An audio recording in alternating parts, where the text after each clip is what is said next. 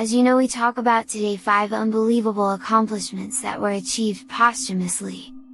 For the most part, there are not a lot of things a human corpse can do on its own. Aside from being fairly stationary, decomposing, or being used as a hilarious prop in an 80s movie, there's not much else going on. But that's in general, and in some very rare circumstances dead people have still been achieving noteworthy feats. Let's look at some of the most remarkable accomplishments made by the dead. 10. Jochen Rindt won a Formula 1 series after his death. Back in the 1960s, Jochen Rindt was a racecar driver who competed for Australia.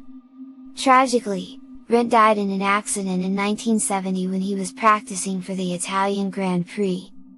However, he had been the point leader for the series at the time of his death and, even though there were still 4 races left, he had been so far ahead of his competition that no one could catch up.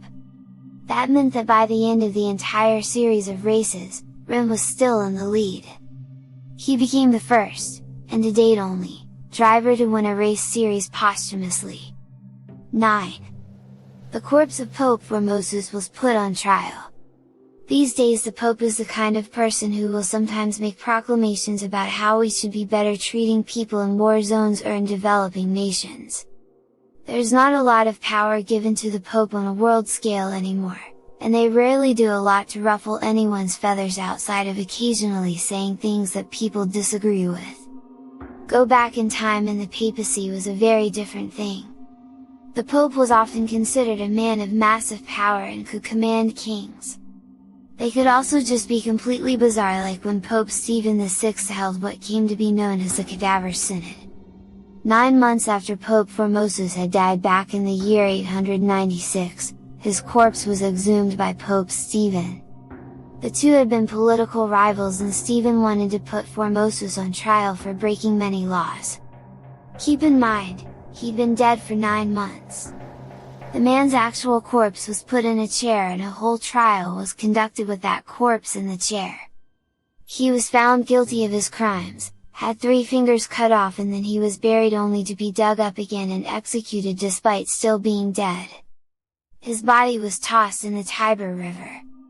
Ironically, this trial turned the people against Stephen, and when Formosus's body washed up on shore, people said it was performing miracles.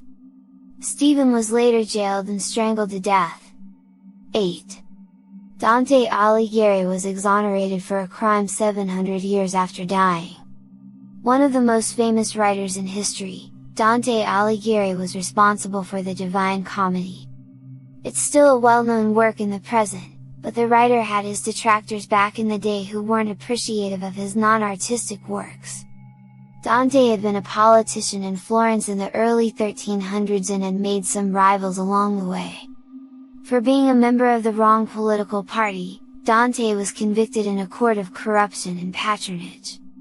He was forbidden from holding political office and the court took possession of his assets. His life was threatened should he ever return to Florence again, so he left and never came back. It was during his exile that he became the writer we know today, and he mostly wandered Italy writing poems that would go on to become classics. But he was never able to return to Florence, and historians agree that his trial was a sham. He ended up dying in 1321. Fast forward 700 years and in 2021, the Alighieri line is still going strong, or at least strong enough to return to court to get their famous ancestor exonerated. Despite being dead for the better part of a millennium, Dante was retried and his name has been cleared. 7. A 6-year-old from the French Resistance was posthumously awarded the rank of sergeant.